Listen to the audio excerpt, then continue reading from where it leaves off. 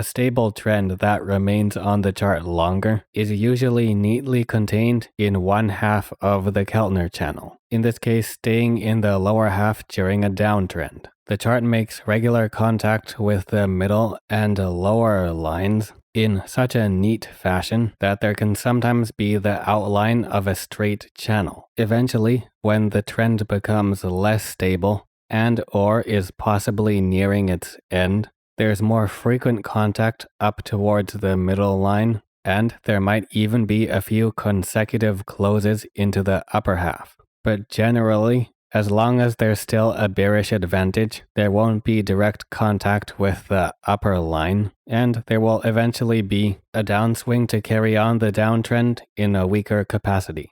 In comparison to more stable and/or stronger portions of the downtrend, downswings that form more in the upper half of the channel can often drop the chart back towards the lower line, where an upswing can form near but not in direct contact with the lower line. Now downswings overwhelmingly form above the middle line, and there's even briefly been direct contact with the upper line. This shift towards more activity in the upper half of the channel indicates major weakness to the long-term downtrend, but not necessarily a major bullish reversal on the horizon. Because generally, a successful bullish reversal would move to the upper half and break out much faster. Instead, there have mostly been wide horizontal ranges forming, pointing to more neutral to bearish conditions, so it's not too surprising a major bearish continuation takes place following those two more recent downswings much closer to the upper boundary. Certainly there's a distinct contrast between the flatter, more neutral movement bunching up around the middle line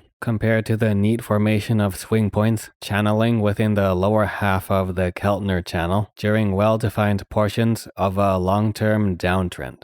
Starting on the next chart, there's an even more clear demonstration that steep, bearish, and bullish movements cannot be sustained for long, especially when they stray further away from the channel boundaries. As the uptrend progresses, there's a pause.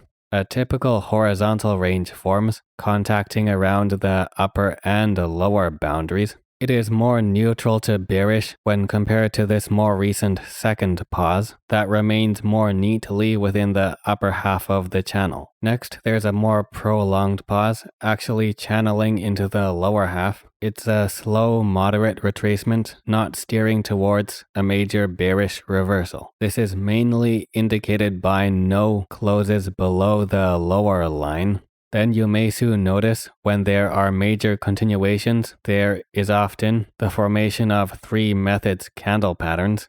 In this case, a 3 methods rising candle pattern, first holding solid contact with the middle line prior to the rapid acceleration higher. On this occasion, only incrementally higher highs are reached. This is followed by a quick and volatile return back to the middle line, which the chart also crosses below relatively quickly this time, with more consistent closes into the lower half. Conditions definitely improved for a break below the Keltner channel. As usual, the chart returns back into the channel relatively quickly. If there is to be a solid break below these previous lows, it would be preferable for the chart to keep remaining in the lower half of the Keltner channel. This is certainly not happening. Instead, there's consistent contact into the upper half and even a few upper wicks that break out of the channel. Again, that familiar foreshadowing leading up to the formation of 3 methods rising candle patterns that strongly break over the channel boundary.